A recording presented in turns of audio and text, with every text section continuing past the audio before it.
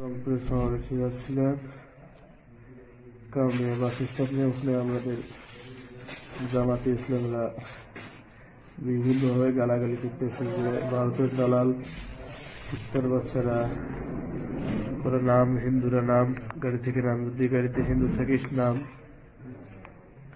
তো আমরা প্রথমে নামি নাই, পরে ওরা বিভিন্নভাবে গালাগালি করতেছে, লাঠি নিয়ে আসছে। তখন আমরা নামলাম, নামিয়া বললাম যে বলতেছে কোথায় যাবে তোরা। আমরা বললাম যে আমরা রংপুরে যাব। এই তো তখনই ওরা আমাদের উপর হামলা শুরু করলো। ওরা তো লাঠি নিয়ে, আমাদের কোনো, আমরা কেউ আগে কিছু করিনি। এই কতজন ছিল ওরা? ওরা বেশি জন ছিল না, 20-25 জনের মতো। সবাই টুপিওয়ালা,